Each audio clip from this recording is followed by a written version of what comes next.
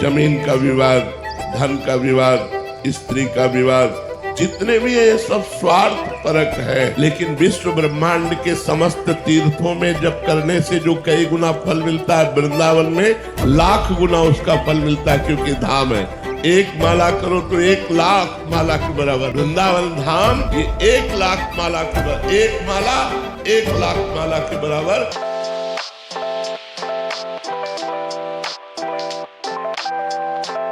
याग्निक कुमार जी छत्तीसगढ़ से। राधे राधे महाराज जी। महाराज जी, मेरा एक प्रश्न है कि जब दो पक्षों में वाद विवाद की परिस्थिति आती है तो दोनों को ये लगता है कि दोनों ही सही हैं। मुझे लगता है कि मैं सही हूँ, सामने वाले पक्ष को लगता है कि वो सही है। तो ऐसी परिस्थिति में क्या करना चाहिए, क्योंकि जाने अनजाने में कोई पाप ना बन जाए, ये डर बना रहता है। किसी धर्मात्मा पुरुष को निर्णायक बना लेना चाहिए। जब दो पक्षों की वार्ता में निर्णय न निकल रहा हो तो किसी धर्मात्मा पुरुष को जो सम्यक ज्ञान रखता है उसको निर्णायक मान लेना चाहिए और उसके निर्णय को दोनों स्वीकार कर लेना चाहिए। अगर स्वयं के निर्णय से विवाद शांत ना हो तो अपने से श्रेष्ठ जो धर्म को जानने वाला है, जो हमारे झगड़े के विषय को जानने वाला है, विवाद के विषय को जानने वाला है, उसको निर्णायक बना लेना चाहिए और उसकी बात मान लेनी चाहिए, तो हमारा झगड़ा खत्म हो जाएगा। तो हमारे जितने विवाद हैं वो सब स्वार्थ युक्त होते हैं।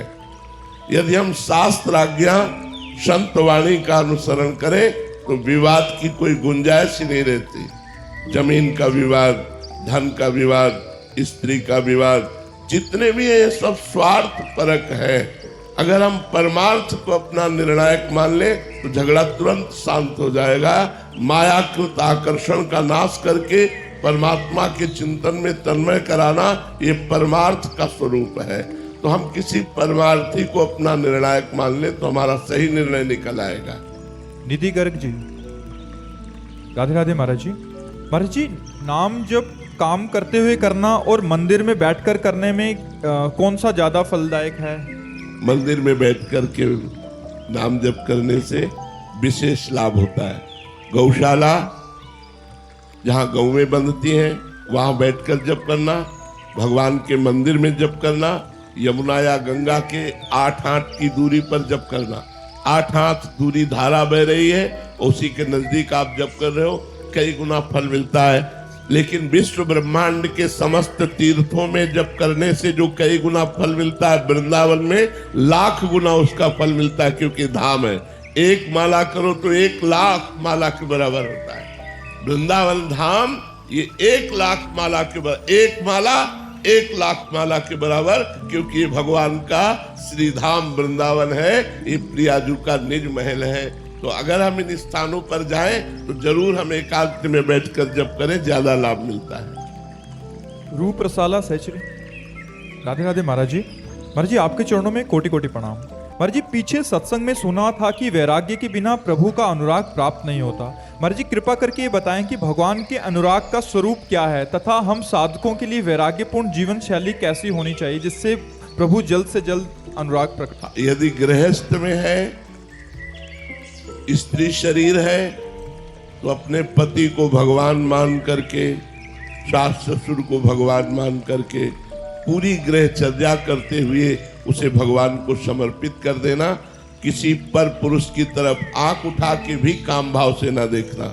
अगर पुरुष है तो अपनी पत्नी पर ही अनुराग करते हुए किसी पराई स्त्री पर भाव नहीं। अगर विरक्त है तो पूर्ण वैराग्यवान होकर के, ये सबसे बड़ा शत्रु काम है जो बड़े बड़ों को फिसला देता है।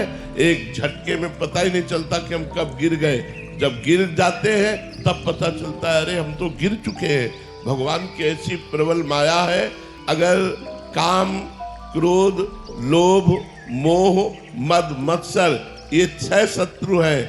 अगर इन पर विजय प्राप्त कर ले तो भगवान का प्रेम प्राप्त हो जाता है। गोस्वामी तुलसीदास जी ने लिखा है, महर्षि वाल्मीकि जी कह रहे हैं, काम क्रोध मद मान न मोहा, लोभ न क्षोभ राग नहीं द्रोहा, जिनके कपट दंभ नहीं माया, तिनके हृदय बसहु रघुराया। जो दंभ का त्याग किए हुए, कपट का त्याग किए हुए, काम विजयी, क्रोध विजयी, लोभ मोह मद मत्सर विजयी है, उनके हृदय में भगवान प्रकट हो जाते हैं। और हृदय में जब भगवान प्रकट होते हैं तो रोम रोम प्रेम से पुलकित हो जाता है। प्रेम प्रतिक्षण वर्धमानम है, प्रेम अनिर्वचनीय है। और प्रेम का स्वरूप ये है, तन मन के बिछुड़े नहीं, चाह बढ़े दिन रैन, कबहु संजोग न मानही, देखे भरी भरी नैन। अपने प्रभु से मिले हुए भी प्रभु के मिलने की चाह, अपने प्रभु को देखते हुए भी प्रभु के देखने की चाह, अपने प्रभु के लिए रोते हुए भी रोने की चाह, प्रभु में तन्मय होते हुए भी प्रभु के भजन की चाह। ये प्रेम साधक को प्रेम प्राप्ति के लिए पहले गुरुदेव का वर्ण करना चाहिए और गुरुदेव के द्वारा दी हुई उपासना में रात दिन मन को लगाकर इन शत्रुओं पर विजय प्राप्त करनी चाहिए, काम क्रोध लोभ मोह मद मत्सर। और ये गुरु प्रताप से यदि इन पर विजय प्राप्त हो गई तो जीवन मुक्त महापुरुष भगवान के अनुराग को, प्रेम को प्राप्त हो जाता है। बहुत सावधानी का ये मार्ग है। जरा सी चूक हुई, राई के सम चलत ही होत और की ओर, राई के समान थोड़ा सा कदम इधर हुआ कि मार्ग बदल गया। पता ही नहीं चलता कि हमसे गलती हो रही है, हम चूक कर रहे हैं। इसलिए सदैव गुरुदेव की शरण में रहे और सदैव संतों का सानिध्य प्राप्त करता रहे। ये जरूर ध्यान रखे कि हमारा जीवन केवल प्रभु के लिए है, कहीं हमारे जीवन में चूक ना होने पावे। ये सावधानी सबको बनाए रखनी है। संत महात्माओं से सत्संग करना है और दूरी बनाकर भजन करना है। उनको भी भजन करने दो और आप भी भजन करो, नहीं तो त्रुटि हो जाएगी, उनकी साधना विक्षेप में पहुंच जाएगी और आपका भी जीवन विक्षेप में पहुंच जाएगा। इसलिए प्रार्थना है, साधक हो या साधिका हो, बहुत सावधान होकर इस मार्ग में चले, कहीं प्रमाद स्थिति में न फंस जाए, कहीं दंभ में न फंस जाए, कहीं माया का पाखंड न गिरा दे, तो फिर हमें प्रेम की प्राप्ति होती है। हमारा भोजन शुद्ध, हमारे आचरण शुद्ध, हमारे विचार शुद्ध और निरंतर भगवान का स्मरण, गुरु की शरण में उनकी आज्ञा का पालन, तो निश्चित इसी जन्म में भगवत प्रेम प्राप्त हो जाएगा। Okay, let's go.